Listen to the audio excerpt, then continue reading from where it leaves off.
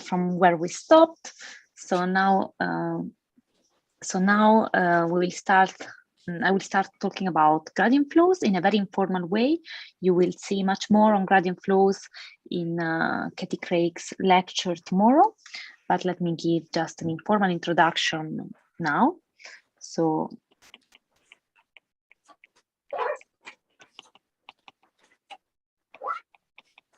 to gradient flows in Hilbert space.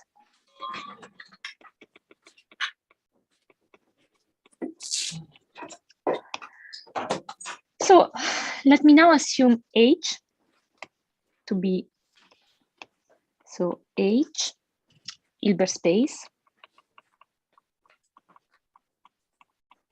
So if you want, you can still think H equal to RD in general. So let phi be a function from H to R, C1.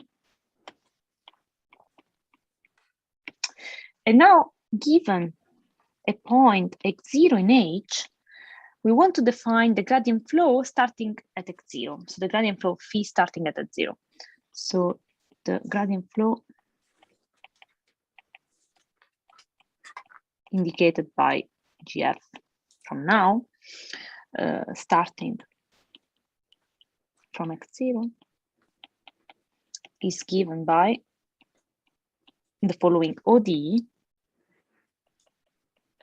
that is x at time 0 equal to x0, that is the starting point, and then the time derivative of x is equal to minus the gradient of phi at x of t. So let me illustrate this with a simple picture. So suppose that this is our phi. So in this case, it's also convex, but it's not necessarily convex. So this is our point x0, and then the gradient flow follows the direction of minus gradient of phi. And so this is now an ODE system. And let me do an observation. So note that if x of t is a solution of GF, it holds the following. So we do the time derivative of phi along x of t, and we see that this is simply gradient of phi of x of t, scalar product x dot of t. And this is, by definition of gradient flow, minus the gradient of phi square. This is positive, so this is negative. And what is telling us this very simple computation? This is telling us that the function phi decreases along the curves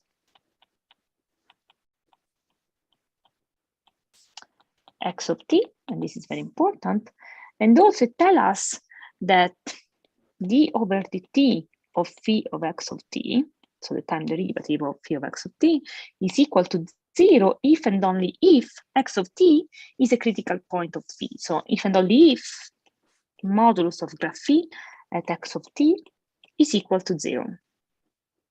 So in particular, so if phi has a unique stationary point and as a unique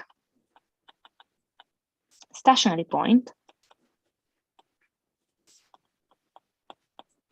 so think to the case phi convex. So in this picture, this is our stationary point that is also a global minimizer in this case. Then we expect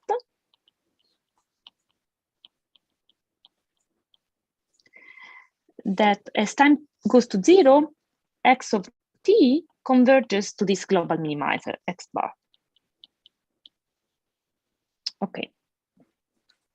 Now we want to give a meaning to this expression where we see that we are comparing x dot of t to the gradient of a certain function on an Hilbert space. So let me change page. Here it is. So as a general fact,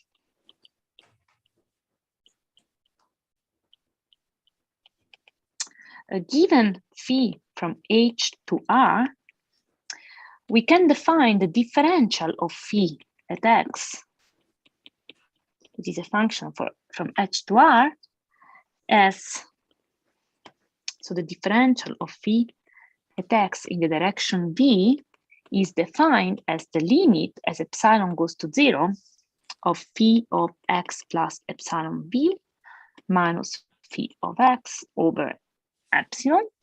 And this, what is telling us, this is telling us that if phi is regular enough, then the map, the phi of x, belong to the dual space H star. You have seen already all these notations in Ashley Wilson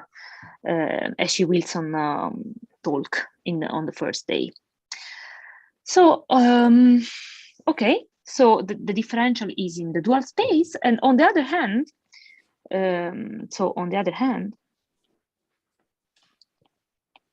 if t, x of t is a curve at values in H, then x dot of t is just a limit as epsilon goes to 0 of x t plus epsilon minus x of t over epsilon, and this belongs to H. So we are comparing something that is in the dual of H and something that is in H.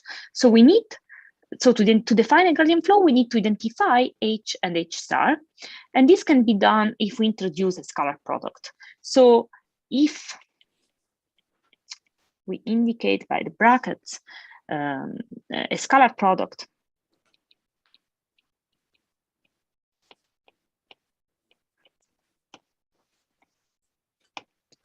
on H times H, then we can define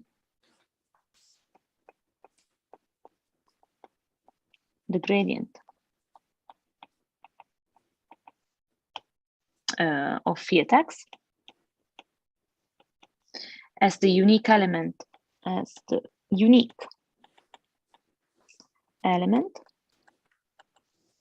of H, such that the scalar product between gradient phi of x against phi is exactly the differential of x in the direction v for all v in H. Okay, in other words, the scalar product allows us to identify the gradient and the differential. And thanks to this identification, we can now make sense of x dot of t equal minus gradient of phi of x of t. So this all makes sense for now. So to define the gradient flow of phi, we need a scalar product, and then the gradient flow depends on the scalar product. So to define a gradient flow, so to define the gradient flow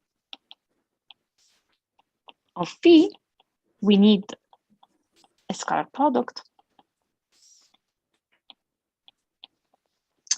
and then the gradient flow depends on the choice of this scalar product. Okay, we will see it soon. So I will not enter in the question about how to construct solution to this problem, because you will see this in the lecture by Katie Gregg, but also you have seen it in a way with an approach via implicit Euler in the crash course by Asha Wilson. So I will now focus on some features of these gradient flows besides the fact of finding a solution. So remark, uniqueness and stability.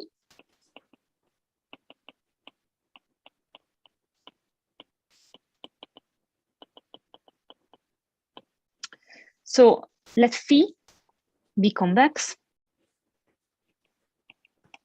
and x of t, y of t, solutions of gradient flow starting from x0 and y0 respectively, phi c1, just to the manipulations. So if we do the time derivative of the norm of the difference of these solutions at time t, so the norm of x of t minus y of t square, this is the scalar product between x of t minus y of t against x dot of t minus y dot of t. And by definition of gradient flow, since they are both solutions, this is minus x of t minus y of t. Sorry, it's a comma. And grad of phi of x of t minus grad phi of y of t. And this is smaller than 0, where this inequality comes from the fact, so comes from the convexity of phi. So also this time derivative is smaller than 0. And what is telling us that the gradient flow is unique and stable. So by stable, I mean that if x0 and y0 are close, then xt and yt remain uniformly close for all times. And this is a very important feature of gradient flows. And now to go on, I need another definition, that is the definition of subdifferential that we have also seen. Some of you may also have seen in Asha Wilson talk, but just let me mention it again for having a self-contained lecture.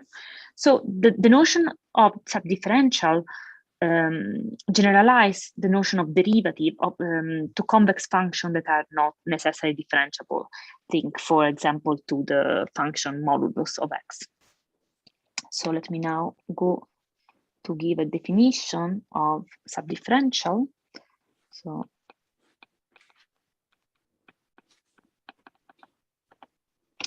So given phi from Rd to R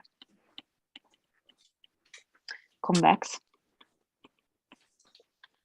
we can define the subdifferential of phi at x.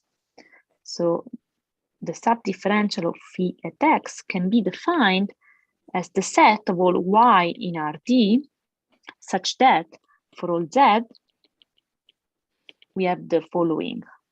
We have that phi of z is larger than phi of x plus y z minus x. And the subdifferential of phi is the union on all x in Rd of the product x times d phi of x. Okay, and this is contained in Rd times Rd. Now, let me just draw a picture because this definition will be even more clear with a picture. So what does it mean to be a subdifferential of x? Suppose that you have a convex function that has a corner. So this with a bit of imagination from your side is a convex function phi, and in this point, the function is not differentiable, there is a corner. So then you can draw all the lines that are passing through x0, so that are tangent. And so all these lines, so the slope of all these lines are in the subdifferential, in the subdifferential. So of course, this is a generalization of differentiability. So if phi is differentiable at x dot,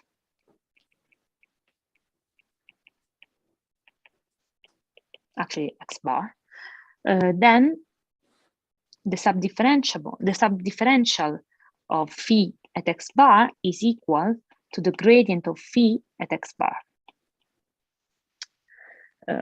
So just for example, if you have the function modulus of x, this is 0, and so the subdifferential at the origin is the set. So the subdifferential of modulus of x at the point 0 is the interval -1, 1. But this was already shown before. So let me now pass to an important example, that is how to let's say to see the heat equation as L2 gradient flow of the Dirichlet energy. So example.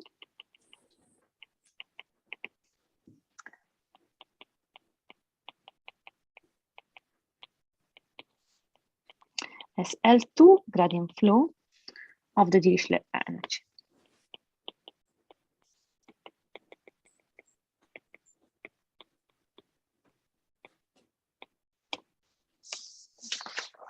So now for this example, we have H that is L2 over D. So note that we are in infinite dimension, and our function is phi of u, that is defined as follow. Is defined like as 1/2 integral over Rd of grad u square in dx if u is in W12 of Rd. And plus infinity otherwise. So the claim, we call this, so phi of u is the Dirichlet energy.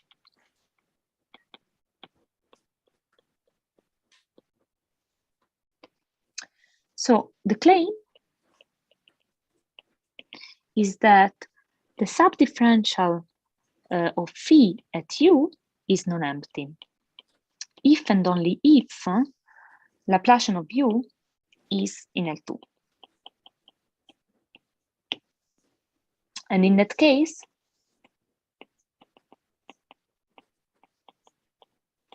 the subdifferential of phi at u is equal to minus Laplacian of u.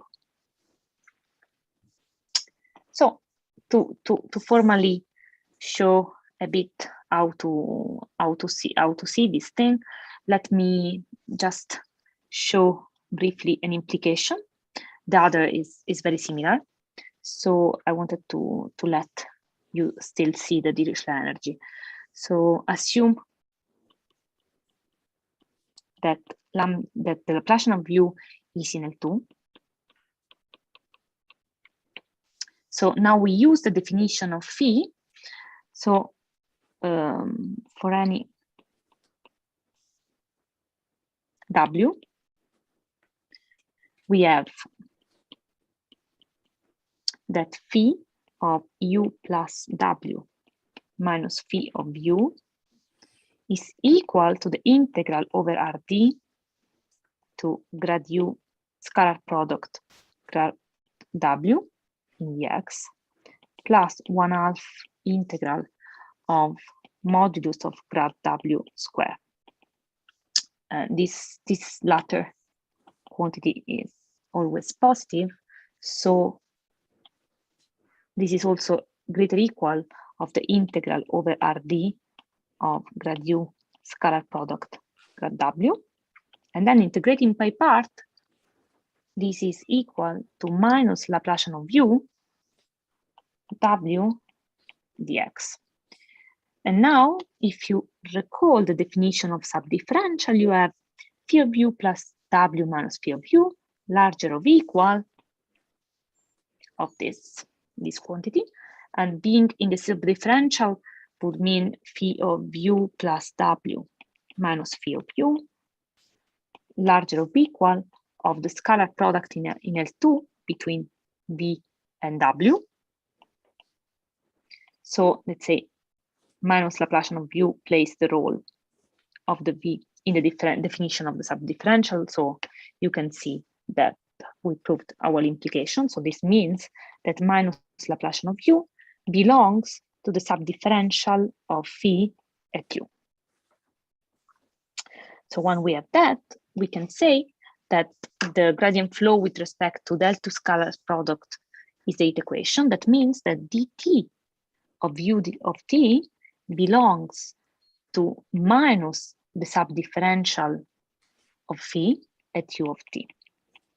If and only if dt of ut, let me explicit also the x variable, is equal to Laplacian of u t of x. And this is a very simple example in the theory of gradient flow, but this is an L2 gradient flow. So now we are ready for the very last part of this mini course, where I will introduce a differential structure on the space of probability measures, starting from the Venomous formula, that is a central formula for us, and then I will introduce Otto's formalism, and this will allow me to show how to interpret the heat equation as gradient flow with respect to the vast and to distance of a certain function. And this can be also done for other diffusion PDEs, but we will not see it today. And again, all the computations are really formal, and you can see a more rigorous version of this in the next lectures and also in the books by Ambrosio Giglia Savare and in many other places. So let me now start with the Venomous formula. So let me go away. So continuity equation and Venomous.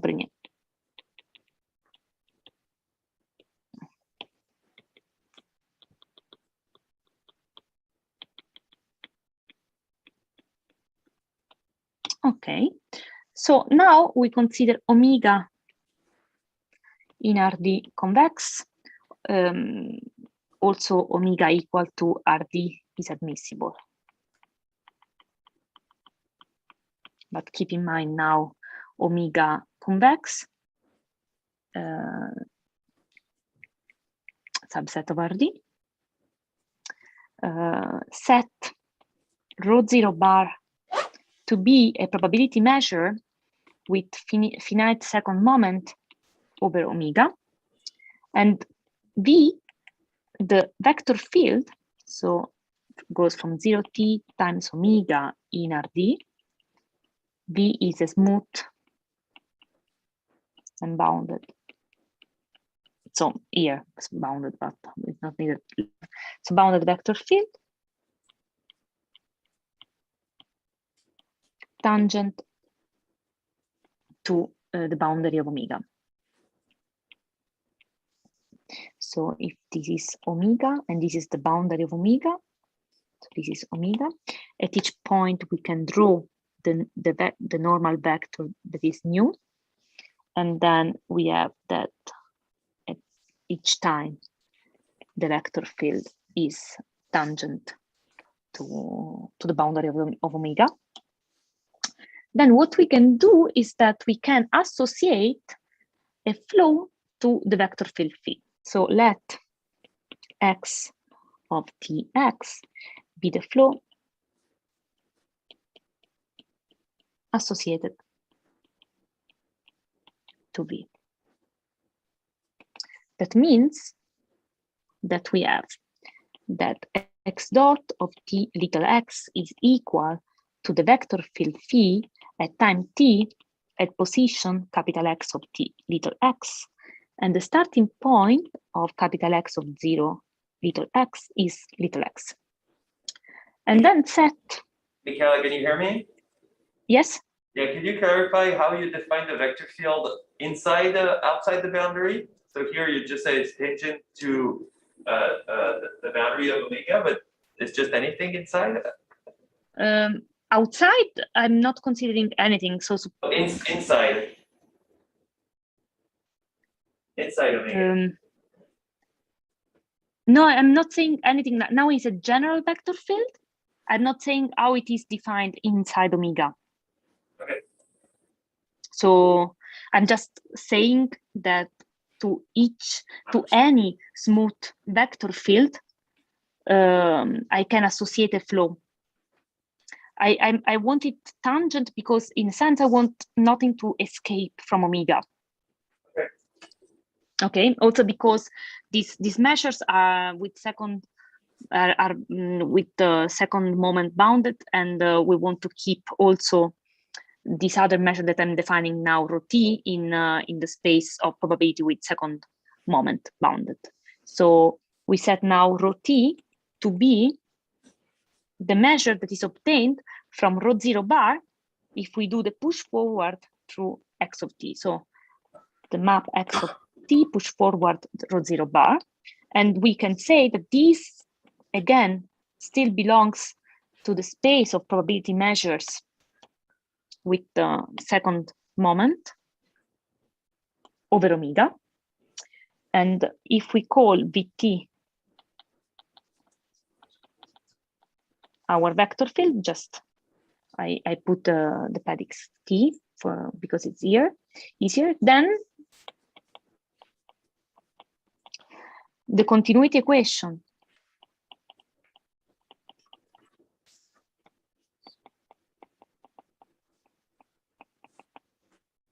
that is dt rho t plus divergence of Vt rho t equal to 0. This is CE, holds in the sense of distributions. I'm sorry, with also the constraint that Vt scalar product nu on the boundary equal to 0. This holds in the sense of distributions.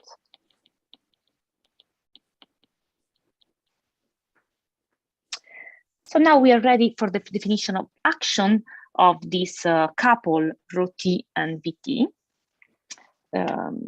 So definition. Here the term action really reminds what happened in classical mechanics, and it's actually the same. And it's very natural also to see how this will be linked to the Wasserstein-2 distance. So given a pair rho t Vt, solving the continuity equation with nu equal to 0 on boundary of omega, then the action of rho t Vt is the following functional defined as follows: is the integral in 0 between 0 and 1 of the integral of omega Vt of x square rho t of x dx and dt.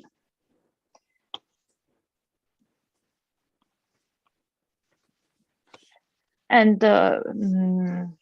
with this definition, we are now ready to introduce the Venomous formula that relates the action with the continuity equation and also with the Wasserstein-2 equation.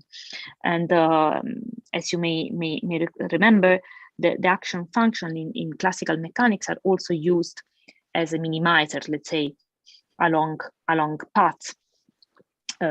So this is the very same spirit. So theorem.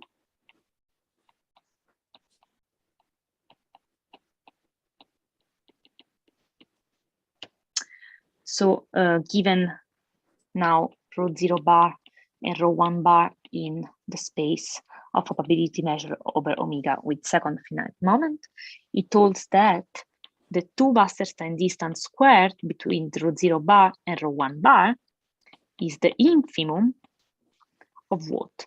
Of the action with the constraint that rho 0 is equal to rho 0 bar, rho 1 is equal to rho 1 bar, and that rho t and Vt satisfy the continuity equation dt rho t plus divergence of rho t Vt equal to 0 and Vt dot nu equal to 0 on the boundary of omega. So this is a specific link with the between the action and the Wasserstein 2 distance, and the equality happens if rho t. So the equality if rho t is a Wasserstein 2 geodesic, as we presented it before, and Vt is a vector field such that the flow associated to Vt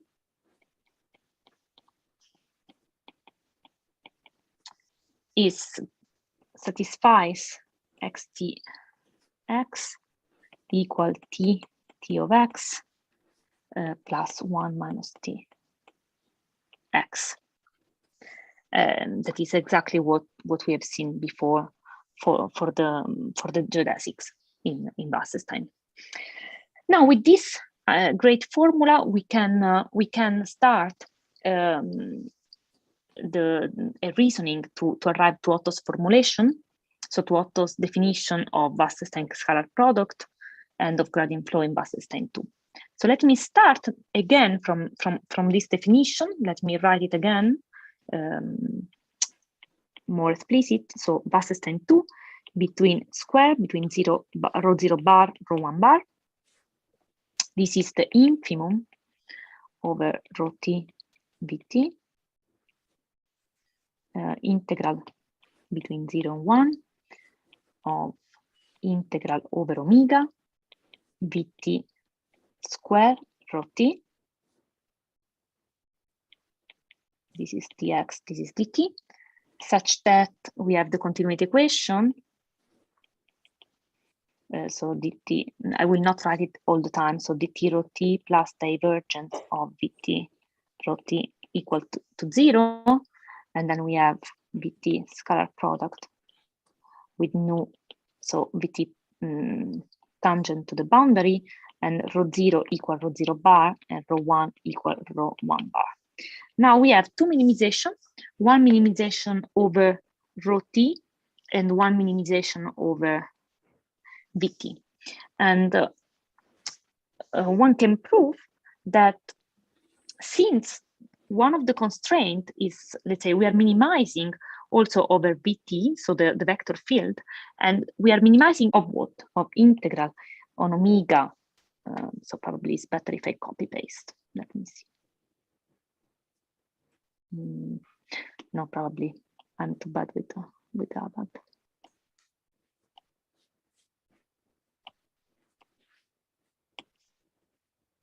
So of this, but next time I will not copy paste. I'm sorry, I did a mistake. So I pay my laziness. So such that divergence of Vt rho t is equal to minus dt rho t, and Vt dot nu equal to 0, and all this is in dt. Now we have a nice expression here inside the time integral, that is this one, and we can select this expression to be the norm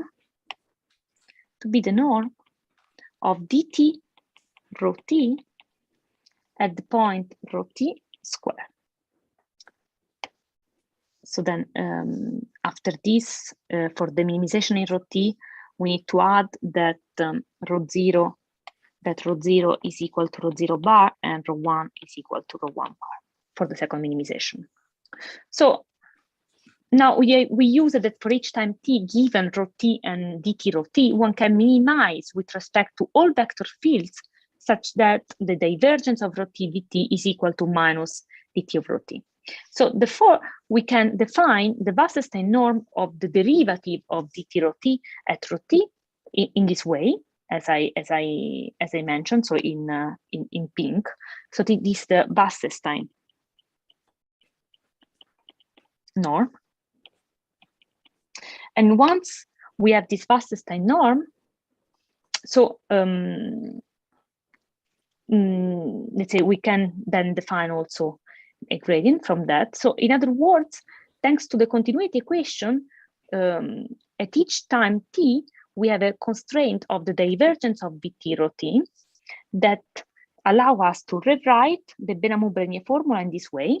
So we have W2 distance between rho 0 and rho 1 bar to be the inf on rho t of integral between 0 and 1 of the Wasserstein norm of dt rho t square at the point rho t in dt, such that rho 0 equal rho 0 bar and rho 1 equal rho 1 bar. And this is Venomous-Brenier. So now, after some computations, it turns out that the optimal vector field Vt is given by a gradient of a function. If you want, and if we have time, I will show you the computation in the end, but I keep these computations, let's say, only if we have time. For now, so let's just take for good that Vt is given by a gradient of a function psi t. And here again, we see the special role of the gradient of functions for minimizing, because Vt is the optimal, so the optimal Vt. It's given by the gradient of psi t. So we get that the Wasserstein norm of dt rho t at rho t square is equal to the integral over omega of gradient of psi t square rho t dx, where psi solves an elliptic Neumann problem. This, of course, assuming that rho is nice and smooth. So psi t solves divergence of rho t, gradient of psi t, equal minus dt of rho t on omega with the constraint, with the Neumann condition that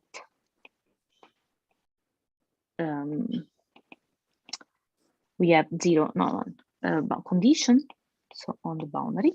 And this problem admits a unique solution up to constant, so exists unique solution up to constant.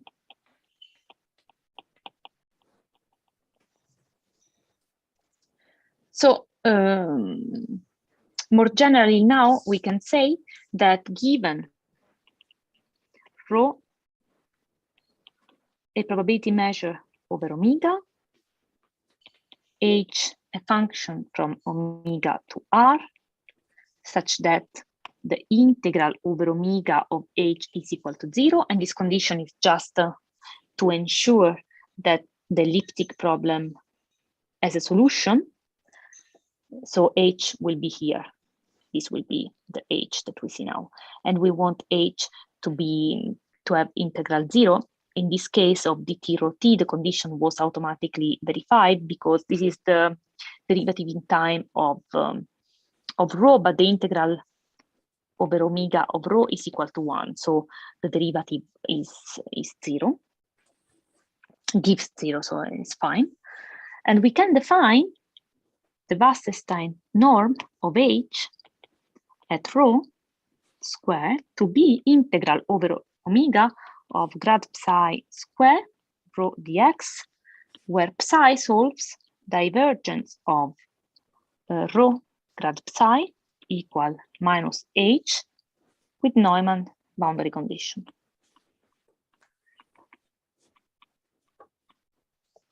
Okay, and of course, once the norm is defined, we can canonically construct a scalar product. So definition. So given now h1 and h2 from omega to r, both with integral 0, so integral over omega of h1 equal integral over omega of h2 equal to 0. So we can define the Wasserstein scalar product of H1 and H2 at rho. So define the bus system.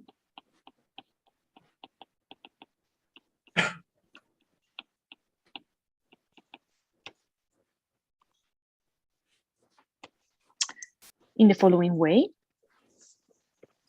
So we take H1, H2, scalar product at rho to be integral over omega of grad psi 1 scalar product grad psi 2 rho dx, where we have the equation satisfied by psi 1 and psi 2, that is divergence of rho grad of psi I equal minus hi on omega. And we have, as before, d psi I over d nu equal to 0 on the boundary, I equal 1, 2. So this is the definition of Wasserstein scalar product that I know that looks really counterintuitive. I mean, because of this complicated formulation, but I hope that the flow of thought makes sense. So let me now go on from that, because once we have a scalar product as before, we are allowed to define the gradient of a functional in the Wasserstein space, because the goal is to define gradient flows in the Wasserstein space. So now, given a functional capital F from the space of probability over omega on R, so its gradient with respect to the Wasserstein scalar product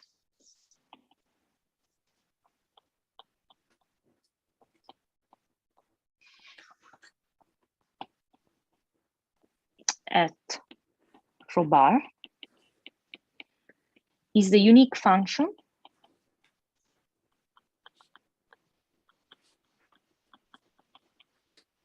grad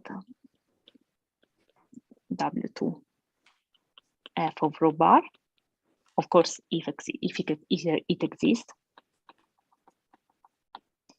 such that we have that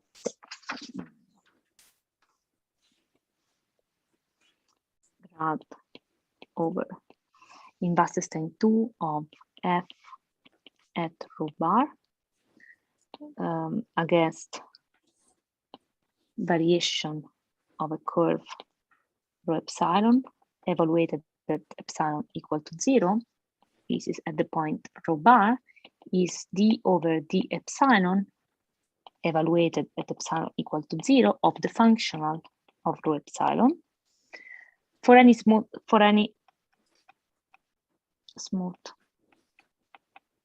curve rho epsilon from minus epsilon 0 to p of omega with rho 0 equal rho bar, because everything now is centered in rho bar. And so this is the fundamental definition that we needed. And now the next goal is to find an explicit formula for the Wasserstein gradient of a functional, because this is not yet clear really what it means. So if we denote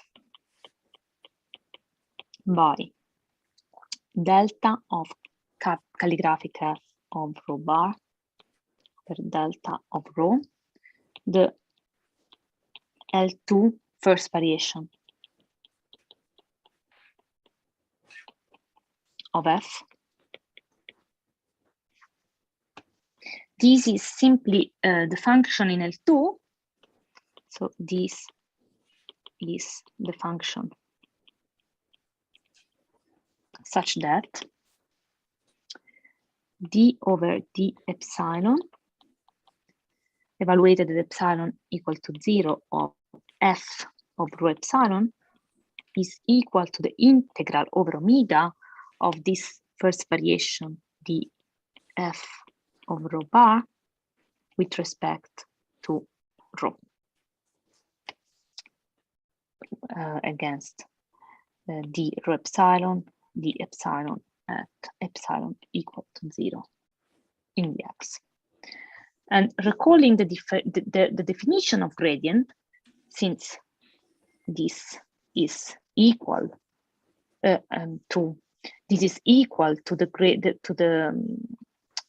the scalar product between the gradient of in Wasserstein 2 of f of rho bar against these variations. This is equal to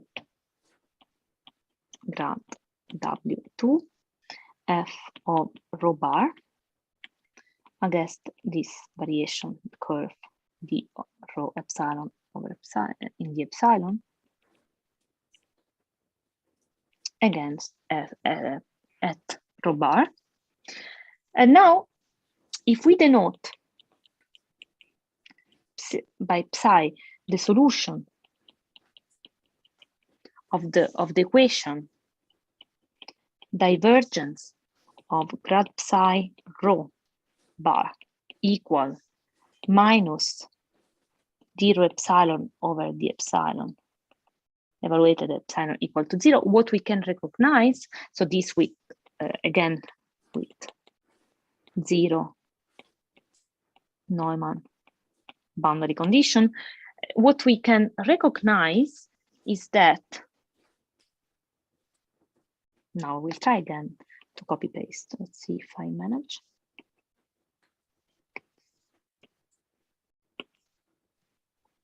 We have that the gradient in Wasserstein 2 of calligraphic f is equal to minus integral over omega of the L2 gradient or L2 first variation of the functional at rho bar with respect to rho, divergence of grad psi rho bar in the x.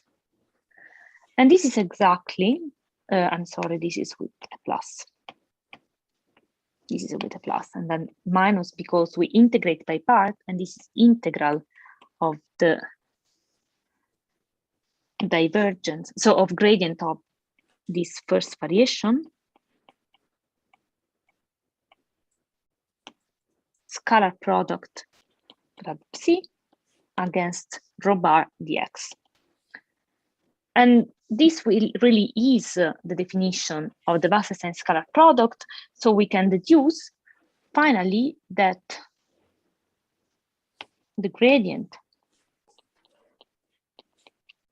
in Wasserstein 2 of the calligraphic f of rho bar is equal to minus divergence of grad of the first variation at rho bar of our functional rho bar.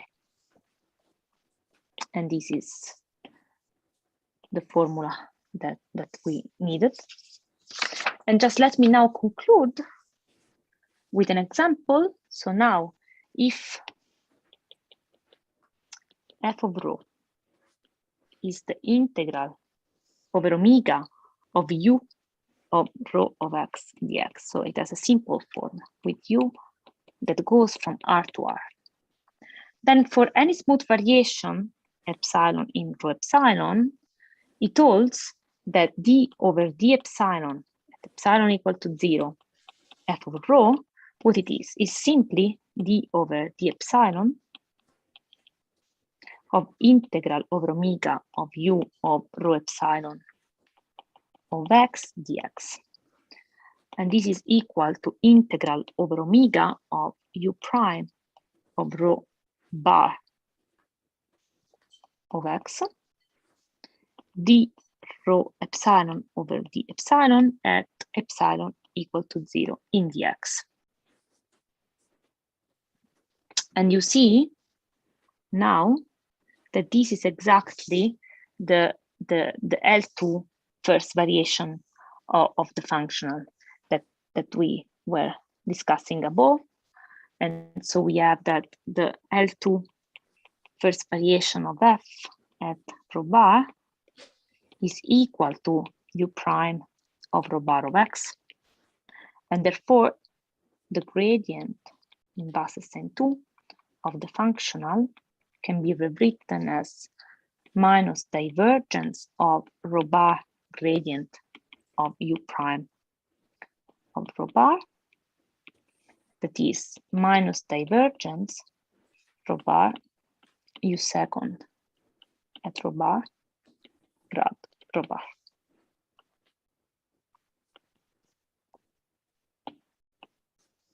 And an example now that is very special is the case where u of s is s log s. So f that is equal to the integral, so f of rho that is equal to the integral over omega of rho of x log rho of x. This is the entropy function.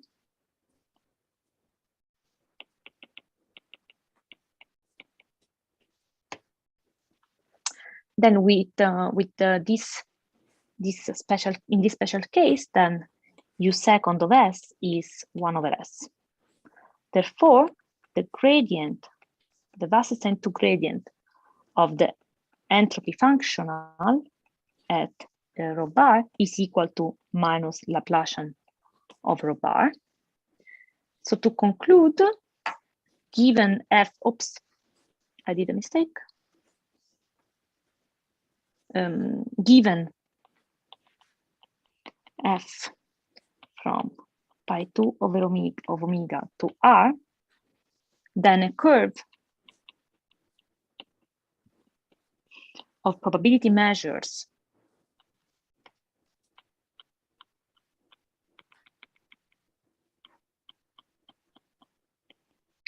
rho from 0t to p2 over omega is a gradient flow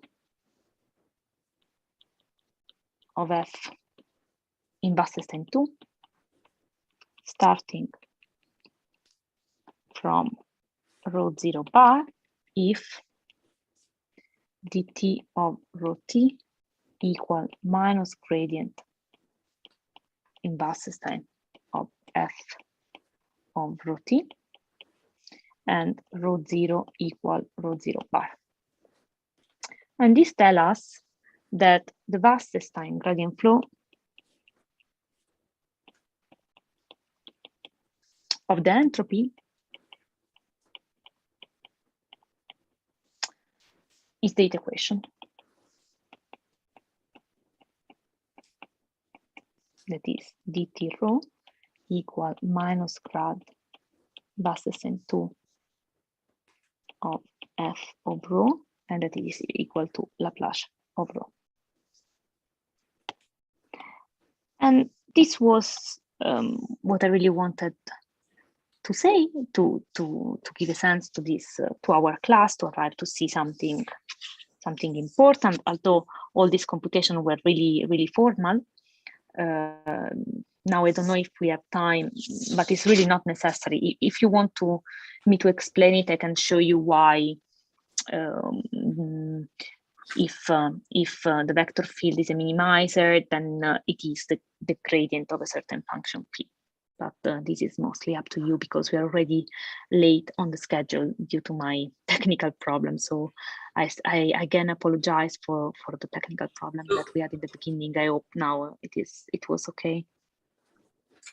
So how long would it be to present this vector field? It's a matter of 2 or 3 minutes, or Excuse me? How long would it be to present this last part? If it's a matter of 2 or 3 minutes, it's fine, but then otherwise. No, it's not really a matter of 2 minutes. So it's fine. We can skip it. It's nice to have a jolly that one can skip if it's late. Okay, so thanks, then Mikaela.